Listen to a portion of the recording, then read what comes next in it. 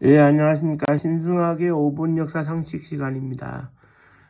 지난 시간에 동베를린 간첩단 사건 시작에 대해서 간단하게 설명을 드렸는데요. 이렇게 보셔야 될 것 같습니다. 그때 당시에 동독 대사관에 들어간 사람들이나 북한을 방문했던 사람들은 빠짐없이 조사가 이루어졌는데, 우리가 과거사에 대해서 다룰 때 너무 그렇게 고문이나 가혹 행위가 동반이 돼가지고 사건이 꾸며지지 않았냐라는 의심을 하는 사람들이 있지만, 이 사건의 순수성에 대해 가지고는 의심할 여지가 없는 것 같아요. 다만 당시 중앙정보부에서 조사를 할때 뺨 한 대 맞지 않고 조사를 받았다는 것은 거짓말이겠죠. 이게 왜 그러냐면, 그때 당시에 수사가 제대로 진행이 잘 안 됐어요. 이 수사가 왜 이렇게 진행이 잘 안 되느냐 하면은, 그때 당시에 훗날에 한국교원대학교의 교수도 지내고 있습니다만은, 김택환 유학생의 경우에는, 동베를린 동독 대사관에 북한 대사관 갔다 와서 얻어먹었는데 그게 뭐 죄가 됩니까? 이게 불법 지역 내왕래에 대해 가지고 제의식을 안 갖는 겁니다. 그러니까 수사관들이 어처구니가 없지. 제의식을 안 가지니까. 그러니까 더 화가 났겠지. 결국 이 사건의 포인트는 그렇습니다. 불법 지역 내왕래라고 하는 집단으로 불법 지역에 왔다 갔다 한 이것에 대해 가지고 피의자로 잡혀온 사람들이 제의식을 안 가지니까, 그때 당시에 김영욱 중앙정보부장이 그렇다면 나는 간첩단 사건으로 확대해가지고 엄청난 사건을 하나 만들겠다, 각오해라, 이렇게 된 것 같아요. 사실 한국전쟁 때 북한군 인민군 학도병으로 끌려왔던 아들을 만나기 위해서 평양에 갔었던 이용로 하백, 프랑스에서 활약하고 있었죠. 이용로 하백이나 작곡의 모티브가 되는 사신도를 보기 위해 가지고 평양 강서군 고구려 고분 사신도를 보기 위해서 평양에 갔었던 윤희상 씨가 결국 간첩단의 두목격으로 이렇게 우두머리로 해가지고 사형 선고를 받았다가 풀려나게 되는 이 과정을 우리가 겪었습니다만은, 그런 것 같아요.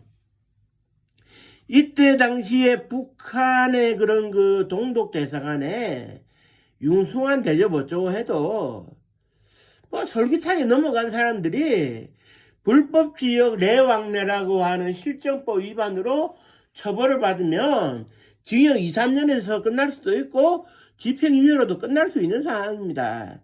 그러나 간첩단 사건으로 확대가 된 것은 김영욱 부장의 욕심이었지만, 훗날 혁명가 우상이라는 본인의 회고록에서도 유감의 뜻을 표시했고요. 그 다음에 독일에서 오랫동안 유학하고 있었던 서울대학교의 항성모 교수가 지도를 했던 민족주의 비교연구회라고 하는 동아리를 하나의 축으로 삼아가지고 동베를린 간첩단 사건의 처벌을 하는 것도 실수였죠. 물론 박범진이라든지 하는 그분들이 그냥 단순히 후배들하고 술만 마신 건 아니다고 인정을 했지만, 정치 동아리라는 것을 인정을 했지만 간첩단 활동을 할 정도는 아니었어요. 결국 이것은 우리가 어떻게 봐야 되느냐 하면, 그때 당시에 현존하는 20세기 5대 음악가에 들어갔던 윤희상 씨나 이용로 하백, 프랑스 파리 화단에서 엄청난 인기를 구가하고 있었던 이용로 하백을 우리 정부가 어떻게 소비를 하느냐, 소화를 시키느냐는 것을 보여주는 것인데, 사실 실정법을 위반하기는 했습니다만은 동베를린 간첩단 사건의 우두머리로 지목이 돼가지고 죽음을 넘나들어야 했던 이 두 분의 경우에는 사실 변절을 했죠. 서독으로 돌아가고 파리로 돌아가가지고 이응로 아벡은 프랑스 시민권을 취득해가지고 뒤의 1983년도에 평양에 가서 아들을 만났어요. 이산가족 상봉을 했고 그 제자하고 결혼을 한 것으로도 유명한데 그 박인경 씨의 경우에는 북한의 그 정경이라는 연락부장이 그 1977년도에 그런 그 백건우 윤정희 부부를 납치하려고 할 때 만남을 주선해 준 일도 있습니다. 친북적 자익활동에 가까워진 게 사실이죠. 그리고 서독으로 돌아갔던 윤희상 씨는 서독의 그런 그런 시민권을 취득을 하고 활동을 했는데 그 이후 평양에 갔고 이제 88년도에는 김일성의 요청으로 윤희상 음악연구소도 만들어가지고 활동을 함에 있어가지고 결국은 친북적 자유활동을 계속했어요. 그리고 이제 그 통영의 딸이라고 불리우는 신숙자 모녀하고 이렇게 그 오박사님이 평양으로 자진 그 귀국을 하는데 일조도 했고, 물론 어떻게 보면 그렇습니다. 간첩단 사건으로 몰렸기 때문에 이후 친북 활동을 했느냐, 원래부터 친북 인사였느냐, 이건 저기 판단의 여지가 조금 있는 문제인데, 사실 우리 정부도 그 다음에 그렇습니다.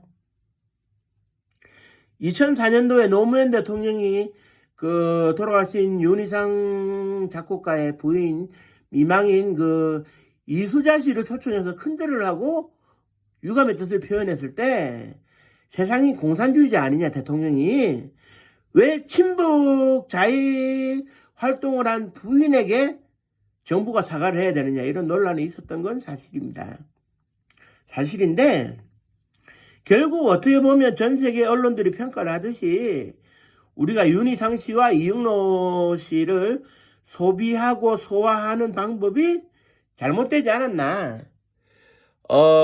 그분들의 그런 그 음악적, 미술적 정통성을 뭐 북한이 가져가지 않았나 하는 생각이 들면서 좀 아쉽기는 한데 지금 우리 정부의 입장에서는 친북적 자익활동에 대한 사과가 없고 각서를 쓰지 않는 한 그런 문화유산들이 북한과 연결돼도 우리는 눈알을 깜짝 안 하겠다.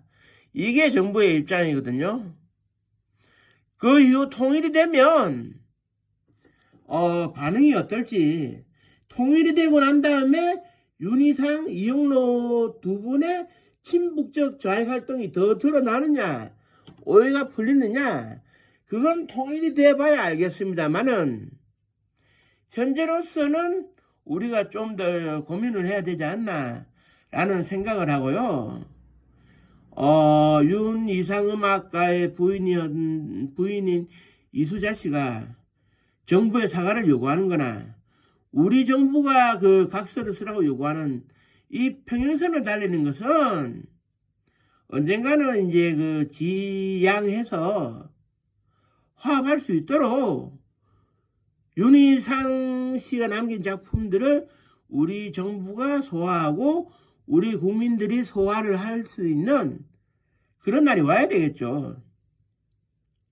사람 대 사람으로 정치관으로서 세계관으로서 화합은 못해도 음악으로 화합을 할 수는 있지 않겠습니까? 물론 음악에 국경이 없는 대신에 음악가에게는 조국이 있습니다. 하지만 음악은 순수하게 바라봐야 되지 않을까 하는 생각도 하고요. 언젠가 통일이 되면 다시 한번 판단할 날이 올 것으로 생각이 되면서 오늘 그 동베를린 간첩단 사건에 대한 그 방송을 마치도록 하겠습니다. 감사합니다.